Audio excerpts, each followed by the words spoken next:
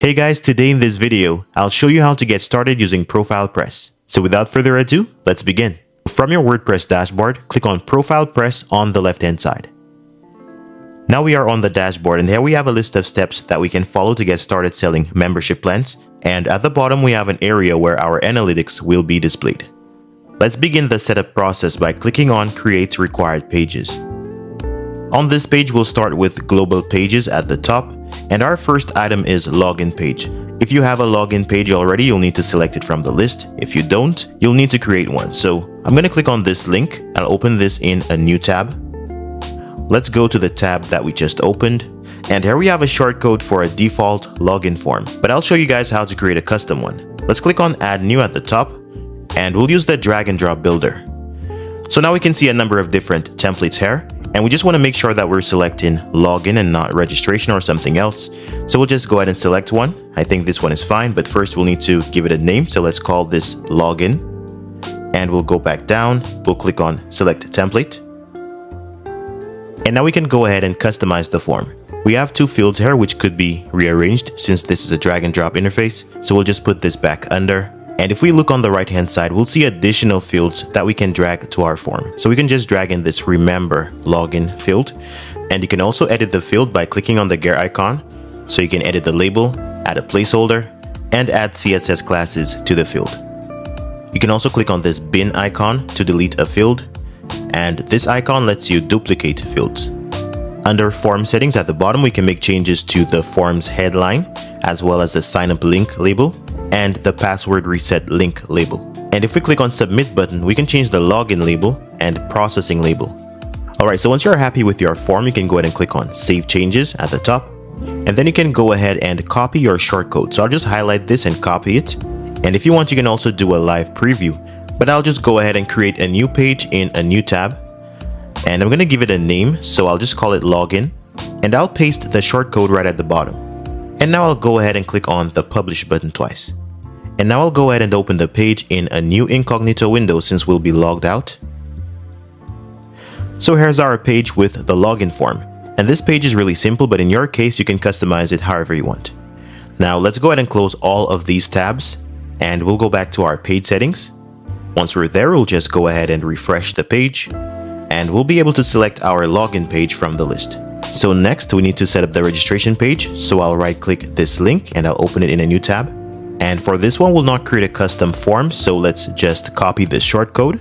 And now we'll go to new and we'll create a new page in a new tab. Let's call this register. We'll paste the shortcode at the bottom. Then we'll publish the page. And once that's done, we can go ahead and close this tab. We'll close this one as well. And we'll repeat the process for each of the other pages. So I'll just go ahead and speed up this part of the video since this process is repetitive. So once I'm done, I'll just go ahead and refresh the page. And now we'll need to go ahead and select each page using its respective menu. So just make sure you are selecting all of these pages accurately. And once you're done, be sure to click on the Save Changes button at the bottom. Alright, so once you're done with global pages, you can go ahead and do the same for payment pages. And the process is basically the same. You're just adding shortcodes to pages. And once you're done, you'll go ahead and select each one from its respective menu. Click on Save Changes. And if we go back to the dashboard, we'll see that we have now completed this step. Let's set up payments. So here we can see the different payment methods. We can see whether or not they support subscriptions. And here we can see whether or not they are enabled. To enable a payment method, we just need to click on this link like this and click on check to enable. Then click save changes. Now, if we go back to payment methods, we can enable others. We have Stripe, PayPal, and Molly. So if you're using Stripe, you can click on connect with Stripe. And if you fill out the form on the next page, you'll be able to connect Stripe automatically. You also have the option to manually add information from your Stripe account into these fields.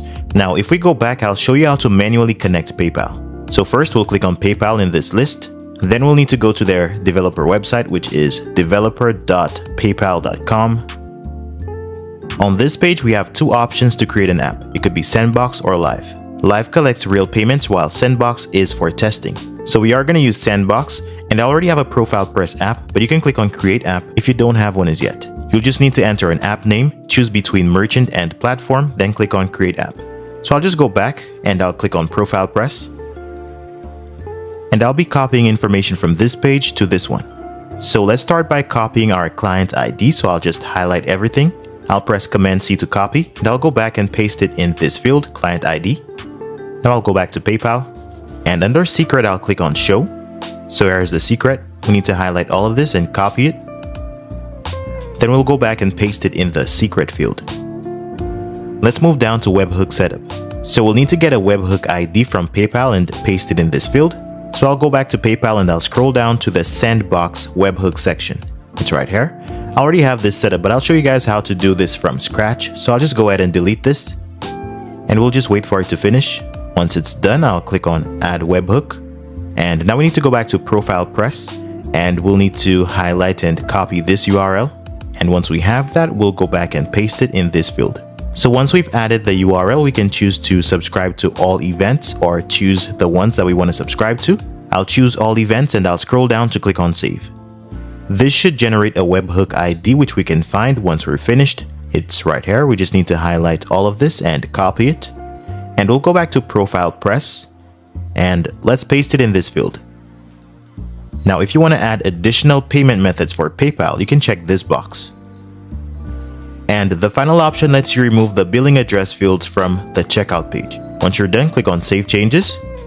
And we can go back to payment methods where we need to go back and enable PayPal. So I'll click on Check to Enable and click Save Changes. And I'll go back to payment methods and under Test Mode, I'll click on Activate. Now under Default Payment Method, we can use the drop-down menu to select PayPal and we'll save our changes. So we are now in test mode. All right, let's go ahead and close this PayPal tab. Let's move to checkout fields. So again, we have a drag and drop form builder, so we can just click on one of these fields and then we can just click and drag to change their order. We also have the option to add an additional field. So for example, I'll add the confirm password field. I'll click on add field and now we can just place this right under password. We'll keep the billing address the same and we'll click on save changes. All right, so now we can move on to the taxes tab. So if you enable taxes, you can go ahead and set this up yourself, but we recommend getting help from a tax professional. So in the next tab, we can configure file downloads where we have the option to choose a download method. We have 3 different options. We can also configure a download limit and expiration time in days. We also have the option to restrict downloads to logged in users. And then we have a security feature for file names. We can click on save changes once we're done. Let's go back to our dashboard. And now we can add our business information.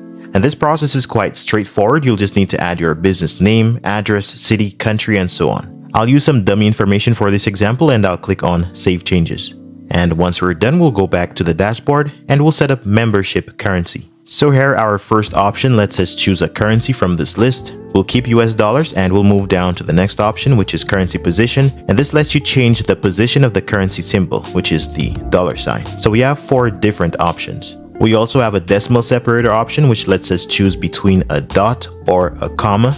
We also have a thousands separator option, which lets us use either a comma, period, space, or no separator. And finally, we can choose the number of decimals after the last dollar figure. We'll keep it as 2. And once we're done, we can save our changes. Now, if you want, you can activate one-time trials to limit the number of times a customer can apply for a free trial. And finally, we have the option to configure the terms and conditions label. Once you're done, click on Save Changes. Let's go back to the dashboard. And now we can move on to the final step, which is to create a membership plan. So here we'll click on Add New Plan. So let's give our plan a name. We'll call it Premium. And I'll just add a random description, but in your case, you can go ahead and describe the plan thoroughly. Then you can add a purchase note for your customers.